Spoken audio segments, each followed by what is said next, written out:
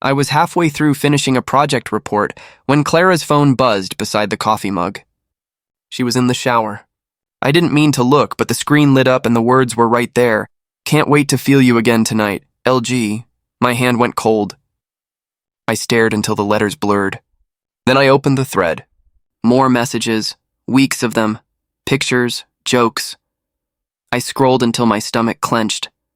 When the water stopped, I put the phone back exactly where it was. She came out wrapped in a towel, humming. Hey, you're still working? Yeah, I said quietly. Just wrapping something up. She smiled, walked over, kissed my hair. You've been so tense lately, I looked up. Who's LG? The air shifted. Her smile vanished. What? I held up the phone. Don't lie, Clara. Her face drained.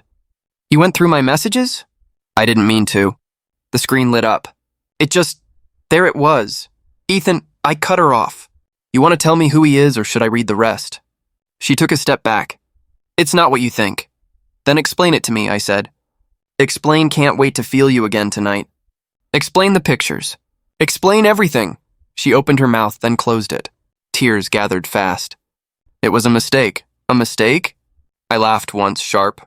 You don't accidentally send nudes, Clara. I didn't mean for it to happen. I swear! How long? She didn't answer. How long? I shouted this time, her lips trembled. A few months. Months. I almost choked. So every time you told me you were working late, I hated myself every time, she said quickly. I wanted to stop, but he kept calling and I slammed my laptop shut. Don't you dare blame him. I'm not. I'm just trying to explain. No, I said. You're trying to make me feel sorry for you. I'm not. She wiped her cheeks. You don't understand what it's like. You were always so distant lately, always buried in work. I felt invisible. That's your excuse? I didn't text enough, so you found someone else to touch you? I didn't plan it. It just happened. I took a deep breath, trying to keep my voice from breaking. Who is he? She hesitated. Lucas! Lucas who? Lucas Grant. I froze. Your client? She nodded once. Married Lucas Grant. Her eyes darted away. He said he was going to leave her. I laughed again, quieter this time. Of course he did. They always say that. She reached for me. Ethan, please. I stepped back. Don't touch me. Can we just talk? Please. We can fix this. Fix this? I looked around the apartment we'd built together, the photos, the stupid matching mugs. You broke everything, Clara. I made one mistake. One? I whispered. Do you even know how many messages there are? How many nights you lied? She covered her face and sobbed. I'm sorry. Sorry doesn't erase it. I'll end it. I'll call him right now. Don't. I grabbed my jacket. Don't perform for me. Where are you going? I don't know. Away. Ethan, please don't leave like this. You left first, I said. You just forgot to walk out. She collapsed onto the couch, crying harder. I stood at the door watching her shake, waiting for something. Rage, love, pity. Nothing came. Do you still love him? I asked. She looked up, horrified. No, God, no. I love you. Then why did you do it? I don't know, she whispered. I was stupid. Yeah, I said softly. You were. I opened the door. Ethan! I turned. She ran to me, gripping my arm. Please, I'll do anything. We can start over. We can go to counseling. Just don't leave.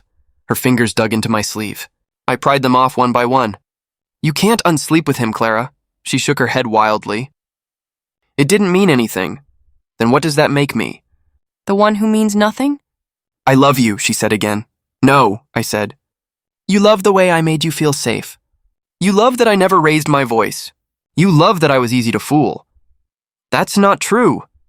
Then look me in the eye and say it's over with him. It's over, she whispered. I held her stare. Delete his number. She hesitated. Delete it. Her thumb hovered. Then she pressed delete. There, she said, almost pleading.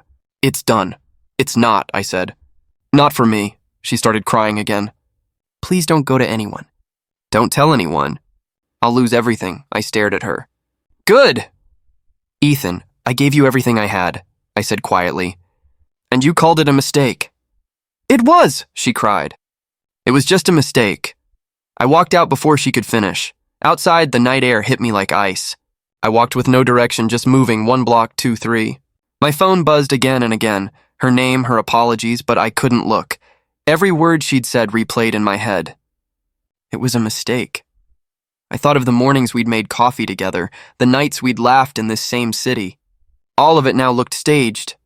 I stopped at the corner and leaned against a lamppost, breathing hard. My chest hurt in a way I'd never felt before. Not sharp, not burning, just heavy. A man passing by glanced at me. "You okay, man?" "Yeah," I lied. He nodded and walked off. I stood there until the cold sank through my shirt. When I finally moved again, I didn't look back toward the apartment. That night, I didn't just walk away from Clara. I walked away from the version of myself who believed love meant safety. The old me would have forgiven her. The old me would have stayed, tried to fix what was already dead. But as I watched my breath cloud in the dark, I knew one thing for sure. Whatever came next, it wouldn't be forgiveness, it would be survival. And maybe eventually, something colder.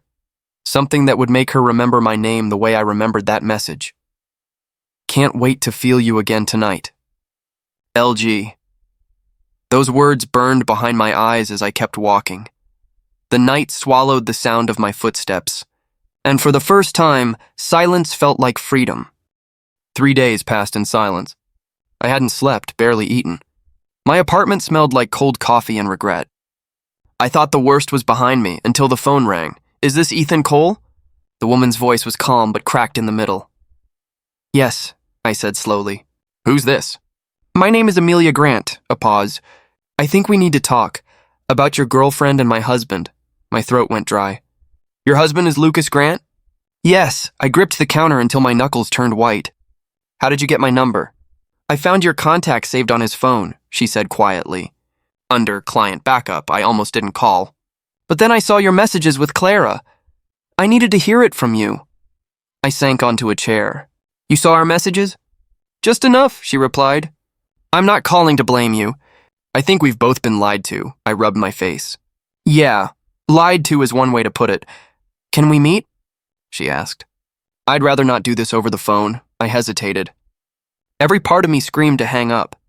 But something in her tone, steady, wounded, made me say, "Okay, name a place." We met at a quiet cafe on Oak Street. She was already there when I arrived, mid-30s maybe, elegant, composed, but her eyes were tired. "Ethan?" I nodded. "Amelia." She gestured to the chair across from her. "Thank you for coming." I sat down. "You said you saw something." She took out her phone, placed it between us. "I found a hidden folder on his iCloud. Photos, screenshots. I recognized your girlfriend." I looked at the screen. There she was, Clara wrapped in his sheets, smiling the same smile she used to give me. My voice came out hoarse. "That's enough." "I'm sorry," Amelia said quickly. "I just needed to know if you were aware." I wasn't. She nodded. "I thought so. You sound like I did when I first realized it." I let out a shaky laugh. "And how's that?" "Like you're suddenly living in a movie you never agreed to star in." I looked up at her. "You seem calm." Her lips tightened. Calm isn't the right word. Empty fits better. For a moment, neither of us spoke. The only sound was the faint clink of spoons and the hum of quiet music. She broke the silence. "I've known for 2 weeks. I didn't want to confront him until I understood everything.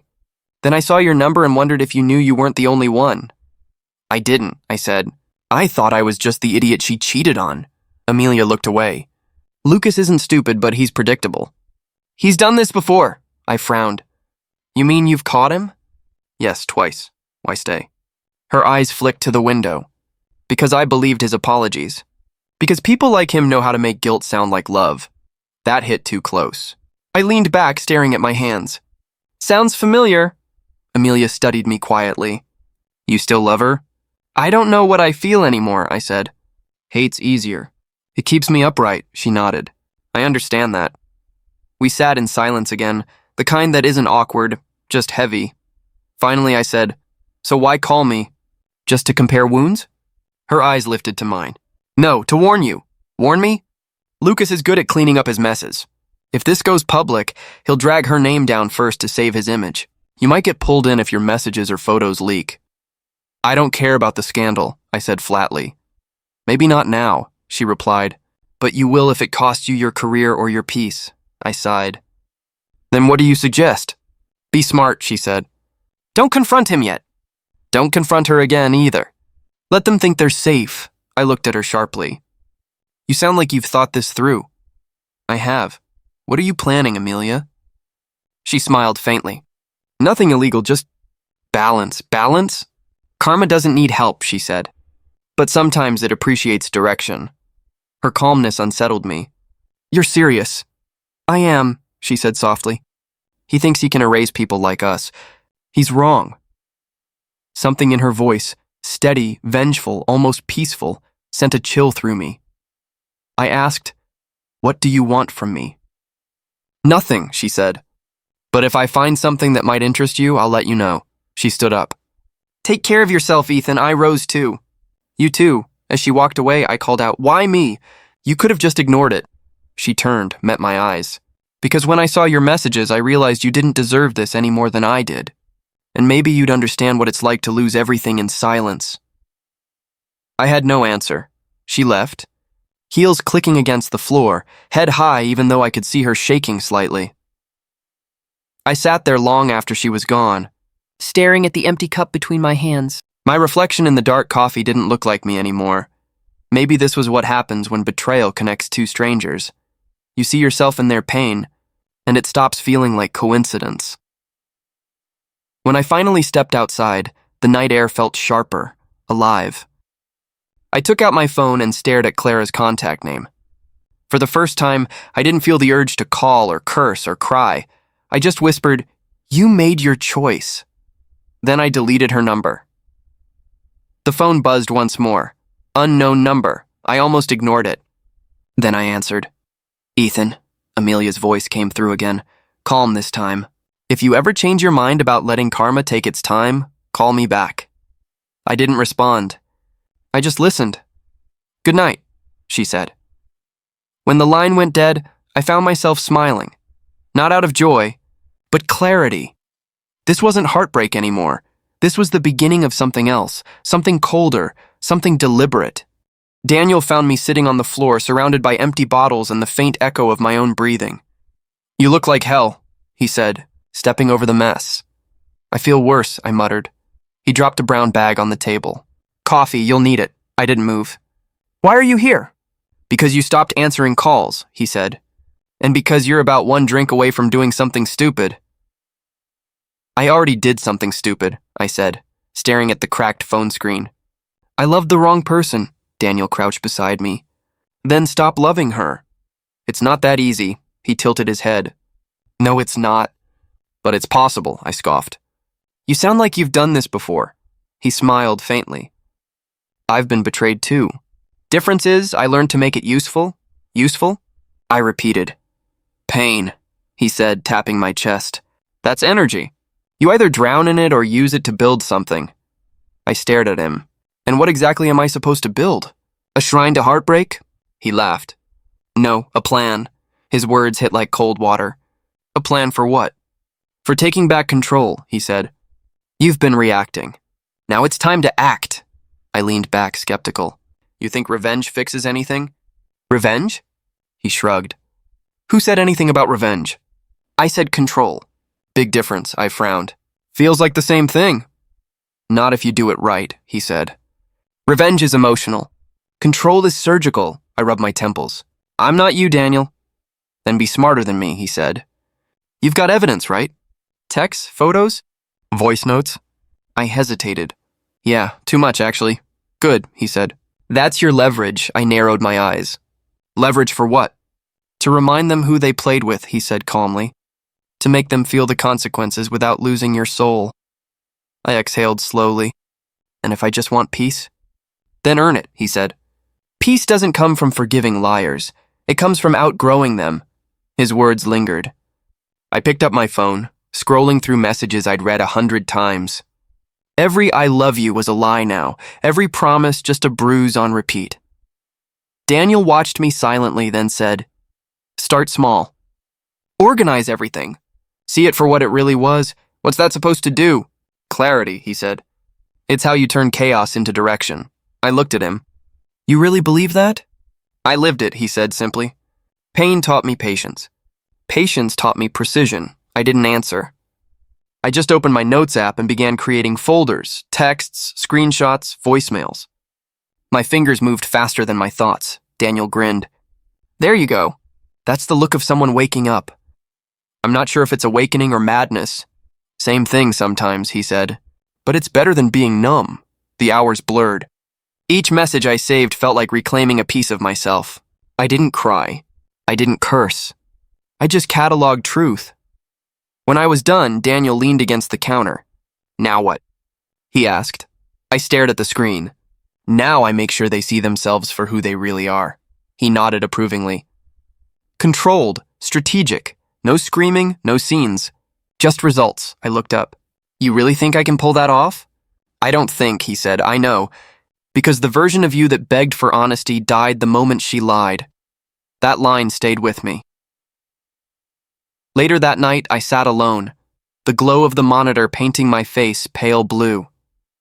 My heart didn't race anymore. It calculated. I attached the folder, photos, chats, voice clips, and addressed it to an anonymous email. Subject line, for your eyes only. Recipient, Lucas Grant. I hovered over send for a long time. Daniel's voice echoed in my head. Don't waste your pain. Use it, so I did. The moment I clicked send, I felt it. Not guilt, not satisfaction, but clarity. The kind that burns clean, I whispered. No more begging. No more bleeding. The message vanished into the void, carrying every lie they'd told with it. For the first time in months, my chest didn't ache. It was empty, but light. I stood, looked at my reflection in the dark window. My eyes didn't look broken anymore. They looked awake. Daniel was right. Pain was fuel, and I was done wasting it. My phone buzzed past midnight. Amelia's name flashed across the screen. I answered. Amelia? Her voice trembled. Ethan, it's happening. Lucas's investors are pulling out. Someone leaked the photos. I leaned against the window. Then the truth finally did its job. This isn't just truth, she whispered. It's chaos. He's breaking things, throwing furniture. Grace is terrified. Grace? I asked. Our daughter, she said quietly. She's 12. She doesn't understand any of this.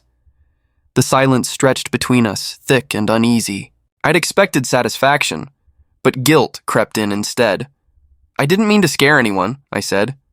I know, Amelia replied, but the fallout doesn't care about intentions. Before I could answer, another call buzzed in. Clara. I stared at her name, that familiar ache pressing against my chest. I switched lines, Ethan, she said before I could speak. Her voice cracked. Please, we need to talk. We? I repeated. There's no we anymore. Lucas is losing everything, she said quickly. He's blaming me. I don't feel safe, I laughed bitterly. You didn't feel safe when you were lying in his bed either, huh? That's not fair, she whispered. Neither was what you did, she sniffled. I made a mistake. You made a choice, I cut in. And now you're living with it. I never meant to hurt you. Then why did you? Silence. Just her uneven breathing. Finally, she said, I can't undo it. But please don't make this worse. He's dangerous when cornered, I hesitated. For all my anger, I knew she wasn't wrong. Lucas wasn't the type to lose gracefully. I warned you, I said quietly. Everything you built on lies will fall. Ethan, please, she whispered. He's not just angry, he's paranoid. He thinks I helped leak the photos. He's watching me. My stomach tightened. You need to leave the house. I can't, she said. He has my phone tracked. I'm calling from a friend's. I ran a hand through my hair. Where's Amelia in all this? She called me too, Clara said. She said you're the one who started it. Is it true? I stayed silent. Her breath hitched. Ethan, what did you do? I told the truth, I said. By destroying his career, he destroyed me first. That's not the same. She snapped, then stopped herself. I didn't mean, yeah, you did, I said flatly. And you're right. It's not the same. I didn't cheat. Her voice softened. You used to be kind. I used to be blind. The call went quiet. I could hear her crying softly, and against every instinct, part of me still ached for her. Clara, I said finally, get out. Go somewhere safe. This isn't over. She murmured a shaky, "Okay," then hung up.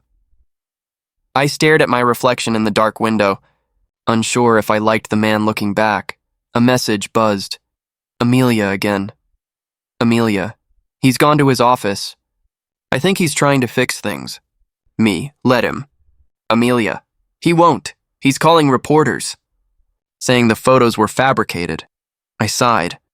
Desperation always talks loudest, I muttered. Minutes later, another text. Clara again. Clara. He's coming home drunk. Ethan, please, if you have any decency left, stop this. I typed and deleted my reply 3 times before sending. Me. I can't stop what I didn't start. My phone buzzed again. Daniel this time. Your plan's working, he said. Lucas's company's trending for all the wrong reasons. It wasn't supposed to spiral like this, I said. He scoffed. What did you think would happen when you light a match in a gas leak? I just wanted truth, I said. No, Daniel said. You wanted justice. The truth was just your weapon. I didn't answer. Ethan, he said softly, don't lose yourself trying to balance the scale. Some debts stay unpaid. His words hung heavy. After the call, I sat in the dark. Outside, the city hummed as if nothing had changed, but everything in me had. I opened my messages again, one from Amelia, one from Clara, both women on opposite ends of the same storm. Both crying out for help, and me? I was the eye of it, calm, centered, but surrounded by destruction I'd created. I wanted to feel righteous. Instead, I felt hollow. Revenge was supposed to taste sharp and sweet like closure. Instead, it was metallic and bitter, sticking to the back of my throat. I whispered to no one, why do I still care? The room offered no answer. Maybe because part of me still remembered the mornings Clara smiled half asleep. Or how she used to say my name like it meant something. Maybe because guilt has its own kind of gravity. Either way, I couldn't undo it now. The message had been sent. The dominoes tipped. All I could do was watch them fall and hope I didn't get crushed beneath them. The news hit like a storm.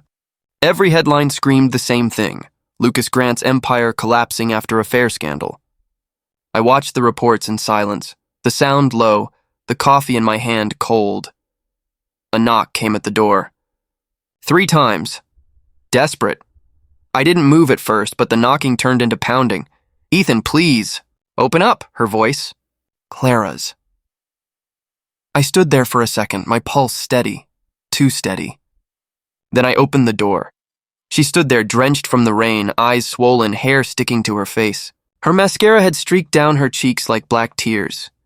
Clara, I said flatly, you shouldn't be here. She took a shaky breath. Where else am I supposed to go? Everyone's turned on me. My friends won't even answer my calls. That's what happens when your life becomes gossip. I didn't ask for this, she said, stepping inside without waiting for permission. I lost everything, Ethan. My job, my reputation. Your self-respect? I interrupted. That too? Her lips trembled. You think I haven't suffered enough? I stared at her. Suffered enough? You built your comfort on my pain. She looked down. I made a mistake. I laughed quietly. A mistake is spilling coffee, Clara. You made choices repeatedly. Her eyes filled again. I loved you, she whispered. I shook my head. No, you loved the man who would never hurt you, and you killed him yourself. She flinched like the words had weight. You don't mean that. I do, I said. That man's gone. She tried to reach for me. I stepped back. Ethan, please, she said softly. I can't breathe without you. I can't sleep. Every time I close my eyes, I see your face, that night, the way you looked at me. Like I was a stranger. That's what you are now. Tears ran down her face. I was scared. Lucas promised me everything and stability, a future. He said you'd never forgive me if I told you the truth. And you believed him? I wanted to believe someone, she said. You were always so distant after your mother died. I didn't know how to reach you. So you reached for someone else, I said coldly. Convenient, her voice cracked. You think I don't regret it every day? Regret doesn't erase betrayal, I said. It just reminds you what you destroyed. The silence between us stretched, thick with rain tapping against the window. Finally, she asked, Did you do it? Leak the photos? I didn't answer. She searched my face. You did, didn't you? I took a slow breath. He got what he earned. So did you. Her eyes widened. You ruined us. I almost smiled. You ruined me first. I loved you, she said again, voice breaking completely. Stop saying that, I said. Love doesn't sound like lies whispered in another man's bed. She stepped closer. You can't tell me you don't still feel something. I looked at her, really looked. The woman I once adored now stood there trembling, desperate, hollow. And for the first time I felt nothing. I feel nothing, I said quietly. Not anger, not love, just silence. Her face crumpled. Ethan, please. Go home, Clara, I said. Whatever home's left. I don't have one, she whispered. Then build one, I replied. But not with me. Her hand brushed my arm. I pulled away. You'll hate yourself for this, she said. I already did, I said. Now I just live with it. I opened the door. Rain spilled through the crack, cold and sharp. She didn't move. Where will you go from here? Forward, I said. You should try it. She stared at me one last time. You think this makes you strong? No, I said. It just means I finally stopped bleeding. Her mouth parted like she wanted to say more, but no words came. She stepped outside, the rain soaking her again. I closed the door slowly. Her muffled sobs carried through for a few seconds, then faded. The apartment was quiet again. Too quiet. I leaned against the door, exhaling. The weight that had sat on my chest for months finally lifted, leaving only emptiness. I turned off the TV, but the image lingered. Lucas Grant's photo splashed across headlines, his empire falling apart. Amelia's name in the article beside the word divorce, justice. That's what it was supposed to feel like, but justice without peace just feels like noise after an explosion. Ringing. Endless, hollow. I sat down on the couch, running a hand through my hair. The rain outside hit harder as if mocking me. I thought I'd feel victorious. Instead, I just felt done. The fire that once burned in me had turned to ash. Maybe this was what freedom really was. Not joy, not triumph, just silence after the storm. I looked at the door one last time, the faint echo of Clara's voice still clinging to the air. For a second, I almost felt pity, almost. Then I whispered to myself, this is what truth costs. And for once, I didn't flinch. I wasn't expecting anyone that night.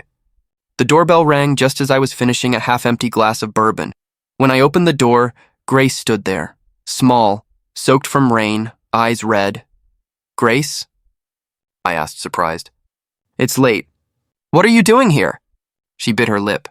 I needed to tell you something. Please, can I come in? I stepped aside. She walked in slowly, clutching a folder to her chest like it might disappear. You shouldn't be here, I said. Your parents, they don't know I came, she interrupted. And I don't care. I motioned toward the couch. Sit. She did, hands shaking. I can't live with it anymore, she said quietly. The lies. The pretending. Everyone's talking about you, about my dad, about Clara, but they don't know half of it. What do you mean? She looked up, guilt written across her face. Clara wasn't just cheating. She used people and all of us. My mom, my dad, even me. I frowned. Grace, slow down. She opened the folder and slid out a few printed screenshots and photos. She was the one who leaked my mom's private pictures. Not Dad. She sent them to a reporter to keep him from cutting her off financially. I stared at her. That's impossible. Clara wouldn't. She did, Grace said firmly. I saw the messages. She even bragged about it once, said she had to control the narrative. My dad tried to cover it up, but it was too late. The room went still. Why are you telling me this? I asked. She swallowed hard. Because I thought you should know what kind of person she really is. And because I want to make it right.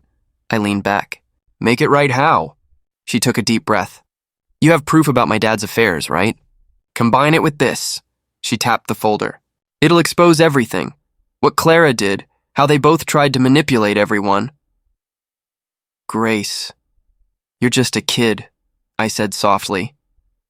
You don't need to get involved in this mess. She looked at me, her expression sharp. I'm not a kid anymore. I'm someone who watched my family burn because of people who thought truth was optional. Her words hit harder than I expected. I nodded slowly. All right, Let's do it right this time. She hesitated. There's one more thing. My mom's cousin, Detective Evans. He works in cybercrimes. He's been quietly following the case because he knew something didn't add up. I frowned. Amelia's cousin? She nodded. He said if we bring solid proof, he'll take it to the right people. No leaks, no tabloids. Just facts. I stared at the folder again, then at her. You're serious about this, she nodded. Completely. I took a long breath. All right, then we go together. The next morning, we drove to the station. The rain had stopped, but the sky was still gray. Fitting. Gray sat beside me, clutching the folder like it was her lifeline. You sure you want to do this? I asked. She nodded without hesitation. It's the only way my mom will ever be free of him. Of her. When we entered the precinct, Detective Evans met us at the front. He was tall, broad-shouldered, and looked like a man who'd seen too much. You must be Ethan Cole, he said, extending a hand. I've heard your name more times than I'd like lately. Guess I'm famous, I muttered. He cracked a brief smile. Not the good kind. Let's talk inside. We sat across from him in a small office. Grace handed over the folder without a word.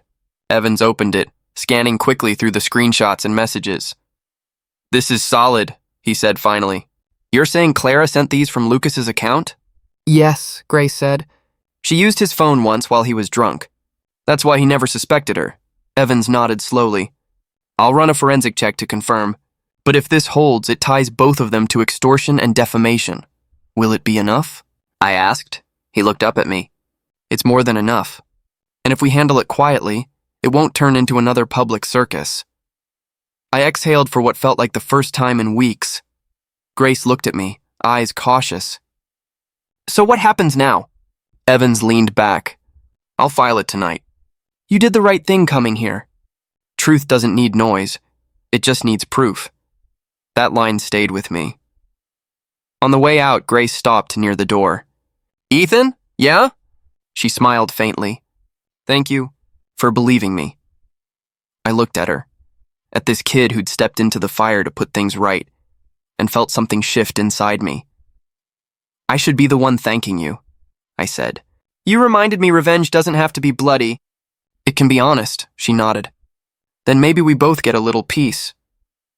Outside, the clouds finally started to break. For the first time in months, I felt the air lighten. I'd started this for vengeance. But walking beside Grace, hearing her talk about truth and healing, I realized something. Maybe justice wasn't about destruction after all. Maybe it was about exposure, and for the first time, that felt enough. The news broke 2 days later. Lucas was charged with fraud, embezzlement, and obstruction. Clara's accounts vanished overnight. No posts, no stories, no trace of the woman who'd built her fame on illusion. Everyone called it justice. I called it silence. At work, the chatter was relentless. People whispered my name, half in awe, half in fear. I tried to ignore it, keeping my eyes on the computer screen until Emily leaned over my desk. You look like you buried someone, she said softly. Maybe I did, I muttered. She tilted her head. You finally got them, right? Lucas, Clara, all of it. So why do you look like you lost? I forced a faint smile. Winning doesn't always feel like victory. She crossed her arms. You used to smile, Ethan, remember that? People change. People harden, she corrected. You've been walking around like a ghost. Everyone notices, I sighed, rubbing my temples. I spent months chasing this. Every lie, every betrayal, every fake apology, it all led to this moment. And now that it's done, I looked at her. I don't feel anything. Emily sat on the edge of my desk. You expected fireworks? I expected peace. She studied me for a long moment. Revenge doesn't give peace. It just changes the kind of pain. Her words hit deeper than I wanted to admit. You sound like you've been through it, I said. I have, she said quietly. Different story, same emptiness. I looked away, staring at the city lights outside the window. You ever think we chase justice because we're scared to face ourselves? Every day, she said. It's easier to fight demons when they look like other people. I turned toward her. So what do you do when the demon's in the mirror? You start small, she said. You forgive what's left of you. I let out a dry laugh. That's harder than revenge, she smiled faintly. That's why it's worth it. For a while, neither of us spoke. The office buzzed with low conversation, the hum of machines, the ordinary rhythm of people who hadn't burned their lives down. Emily broke the silence first. "You still talk to Grace?" "Yeah," I said. "She's healing, I think. Her mom's rebuilding. Detective Evans made sure everything was handled quietly. No more headlines. That's good," she said. "At least someone found peace." I nodded slowly. "She deserved it. And you?" she asked. I hesitated. "I don't know." She gave me a small, knowing look. "Then maybe start there." Her words lingered after she walked away. That night, I couldn't shake them. I sat in my apartment, lights off, watching the rain tap the windows like it wanted in. My phone buzzed with unread messages. People congratulating me, reporters asking for statements, strangers calling me brave. I didn't answer a single one. All I could think about was Emily's voice. Calm, steady, painfully honest. "You got what you wanted." "But did you heal?" I poured a drink, stared at my reflection in the dark glass. The man staring back looked older, colder, hollowed out by victory. "This is what you wanted," I told myself. Justice, balance, closure. The words felt empty. I remembered Clara's smirk, Lucas's arrogance, the lies that started it all. For months, their downfall was my oxygen. Every step toward exposing them felt righteous, necessary. But now, with them gone, all that remained was the echo. Maybe revenge wasn't fire. Maybe it was smoke. It filled your lungs, blurred your vision, and when it cleared, nothing was left but the ruin you built yourself. I set the glass down, untouched.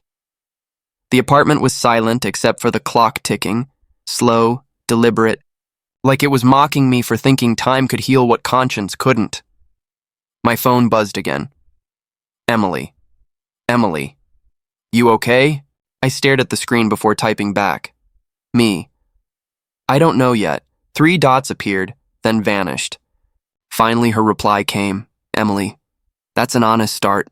I exhaled. Maybe honesty was what came after fire. Not peace, not revenge, but the courage to admit you were still standing in the ashes. I turned off the phone, leaned back, and closed my eyes. The world outside kept moving. Cars, lights, laughter from distant streets. Life didn't stop just because mine had burned, and maybe that was the lesson I'd been avoiding. I didn't need to burn everything to feel alive again. I just needed to rebuild. Slower, quieter, without hatred guiding my hands. Tomorrow, I'd show up at work, maybe talk to Emily again. Maybe smile even if it hurt because the fire was over. And what came after was mine to shape. Dr. Brooks leaned back in her chair, glasses perched low on her nose. "You brought something today," she said gently. I nodded, fingers tightening around the folded paper in my hand. "Yeah, a letter. To her?" she asked. I exhaled slowly. "To Clara. Would you like to read it?" I hesitated. The paper felt heavier than it should. My voice cracked as I unfolded it. "I wrote it weeks ago. I didn't think I'd ever say the words out loud." She smiled faintly. "That's why we're here." I took a deep breath. "Okay." My eyes fell to the first line, the ink slightly smudged from where my hand had shaken. "Clara," I began, my voice soft but steady. "I've written this 100 times and deleted it just as often. I don't know if you'd even care to read it, but that doesn't matter anymore." Dr. Brooks nodded slightly, encouraging me to continue. "I forgive you," I read. "Not because you deserve it, but because I deserve peace." The words caught in my throat. I swallowed hard and forced myself to keep going. "I spent months hating you, and maybe that hate kept me alive when nothing else did. I wanted you to feel what I felt. I wanted your world to crumble like mine did, but somewhere along the way, revenge stopped feeling like power and started feeling like poison." Dr. Brooks's voice was soft. "What kind of poison?" "The kind that looks like control but eats you from the inside," I whispered. Every night I told myself I was winning, but I wasn't sleeping. I wasn't smiling. I wasn't living. I glanced down at the page again. "You once said I was too good for this world. Maybe you were right, but you made me forget that goodness for a while. I let the worst version of you turn me into someone I didn't recognize."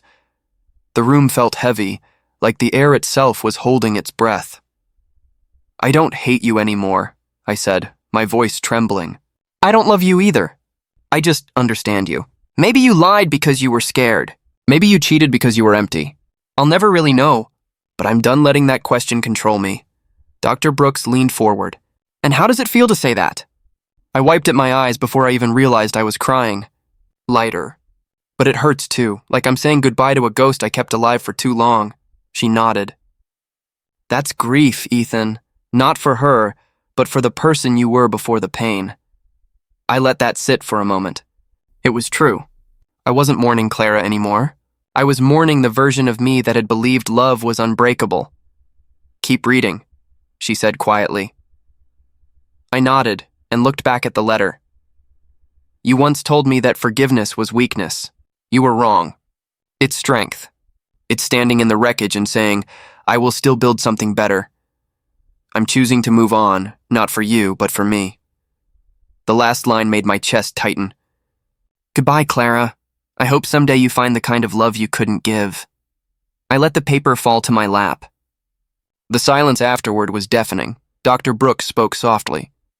That's powerful. It doesn't feel like power, I said. It feels final. Final can be healing, she replied. Forgiveness isn't approval. It's release, I laughed weakly. You make it sound simple. It's never simple, she said, smiling. But it's necessary. I looked at the letter again. Should I send it? She shook her head. You already did in the moment you read it aloud. Something broke inside me then. Not painfully, but cleanly. I pressed a hand to my chest and let the tears come. Months of bottled anger, guilt, confusion, all of it spilled out quietly like rain on glass. Dr. Brooks handed me a tissue. What are you feeling? Relief, I said, voice cracking. For the first time in forever, she smiled. That's what healing sounds like. I nodded, staring at the crumpled paper. Revenge freed me, I whispered, but forgiveness rebuilt me. Dr. Brooks stood, gently placing a hand on my shoulder. Then you're rebuilding right on time. When I left her office, the sky was turning gold. The city was loud, alive, unapologetically moving forward, and for once I wanted to move with it. I didn't look back. I didn't need to. The letter stayed folded in my pocket, unread by anyone but me, and that was enough. Because peace, I realized, isn't found in destruction. It's in the quiet after the storm, when you finally choose to stop fighting the wind and let it carry you somewhere new. I was at home nursing a late-night drink when the TV flickered to life. The headline scrolled across the screen. Lucas Grant arrested again. Fraud and embezzlement charges renewed. I didn't move. Didn't flinch. My hand rested on the glass, knuckles white. Emily had called earlier. You'll see. Everything comes around, she said. I didn't respond. I rarely did anymore. The anchor continued, detailing Lucas's misdeeds, how investors had caught on to his last-minute schemes, how legal pressure had built quietly until it snapped. I thought of the chaos I'd helped ignite months ago. The evidence. Amelia, Grace, Detective Evans. All the dominoes I'd tipped. And now, months later, the final pieces were falling. The screen changed to Clara. She was in a small cafe, wiping tables, a faded apron over her shirt. Her smile was tired, forced, but it was still there. The same smile I once loved. I felt nothing. Not anger, not triumph, not sorrow, just quiet observation. You're calm, Emily had said once. Don't you care? I did care once, fiercely. But that part of me had burned away during revenge and the months afterward. I turned off the TV. The room plunged into silence. No headlines, no chaos, no reminders. Justice had arrived, slow and deliberate. And it hadn't needed me to cheer. I thought of Lucas's arrogance, Clara's lies, the nights I had stared at the ceiling wondering how the world could let people like them thrive. And I understood. The world has its way of balancing scales without intervention. Sometimes all you do is set the pieces in motion. The phone buzzed. A message from Grace. Grace. He's gone, really gone. Mom's okay. Thanks for everything. I typed back simply, me good. I didn't feel the urge to explain, to justify, to relive the past. Karma had finished what I started. The phone slipped from my hand onto the table. I leaned back, letting the silence fill me. No victory dance. No gloating. No letters, no messages, no reminders of what I had done. I remembered the nights I'd obsessed over revenge. Planning, watching, waiting. Now all that energy seemed trivial. Emily had said something that stuck. Revenge is fire. Peace is patience, I understood now. The fire was over. The smoke cleared. Clara would rebuild her life in small increments. Lucas would pay for his crimes. Amelia and Grace had their closure. And me? I was free to rebuild myself in ways I hadn't considered while trapped in fury. I poured the last of my drink down the sink, the sound final and clean. Outside, the city continued unaware as if nothing had changed. And maybe that was the point, and the world doesn't wait for anyone to feel justice. It simply moves, and justice finds its own time. I walked to the window and stared at the lights, calm for the first time in months. Karma doesn't rush. It doesn't need witnesses. It waits precise, inevitable. And when it arrives, it doesn't need applause, only acknowledgement, I whispered to myself. Finally. Then I turned away, letting the night embrace me. No celebrations, no triumphs, just quiet acceptance. The fire had burned. The smoke cleared and life, mercifully, had continued. Emily and I walked slowly through the park, the leaves crunching under our shoes. The autumn breeze was sharp, cold, but somehow it felt refreshing, like it was blowing away months of dust and bitterness. "You seem lighter," she said, glancing at me with a soft smile. I chuckled quietly. "I am," she raised an eyebrow. "Really?" "For the first time," I admitted. "I'm not chasing revenge. I'm not obsessing over the past, I'm living." She nodded, letting the words settle between us. "It suits you." I kicked a pile of amber leaves and watched them scatter. I used to think I needed to see them hurt to balance the scales. But I was wrong. The scales balanced themselves. What I needed was this: air, movement, silence. Emily smiled wider. "I'm glad you finally realized it." We walked in silence for a few moments, listening to the distant laughter of children and the low hum of life going on around us. I felt the tension in my shoulders ease, like a rope I had carried for months had finally fallen away. "You ever think we waste too much time holding grudges?" she asked softly. "All the time," I said. "I wasted nights, weeks, even months letting anger define me. And what did it give me? Nothing but exhaustion and hollow victories." Emily laughed lightly. "Better late than never, right?" "Exactly," I replied. "I'm done with ghosts. I'm done with echoes. I want real life now." She looked at me carefully. "So what does that look like?" I paused, watching a group of birds scatter from a tree, wings flashing against the fading light. "It looks like breathing without pain, walking without regret, smiling without guilt. Maybe even loving again someday, carefully." Emily squeezed my shoulder. "You deserve that." "I'm learning to deserve myself first," I said, watching my reflection in the still pond nearby. The water mirrored the gold and pink of the setting sun, calm and unbroken. I realized then that it wasn't just the sky that had healed. It was me. We stopped near a bench, sitting for a moment to watch the day fade. I took a deep breath, letting the chill fill my lungs, letting it remind me I was alive, truly alive for the first time in months. "You know," Emily said, "you look peaceful, like you finally found the part of you lost." I smiled, small but genuine. "I think I have. And it feels good." The park was quiet now, except for the soft rustle of leaves and the occasional bark of a dog. The horizon glowed with the last colors of the sunset, fading slowly into night. I lifted my head, eyes tracing the sky. This was the same sky that had seen my heartbreak, my fury, my endless nights of plotting revenge. But now, it saw me free. "Ready to go?" Emily asked. I nodded, standing tall. "Yeah, I think I'm ready to really start living again." She smiled, and I felt warmth spread through me that had nothing to do with the sun or the season. As we walked away from the pond, the path ahead looked open, infinite even. And for the first time in a long time, I didn't look back. The past was gone. The weight was gone. The fire had burned out, leaving only clean air, quiet light, and the chance to begin anew. I breathed deeply, letting the wind carry away the last shadows of the old me. "I'm alive," I whispered to myself. And this time it was true, the world didn't need to notice. I knew it. And for the first time, I felt like I could belong to it.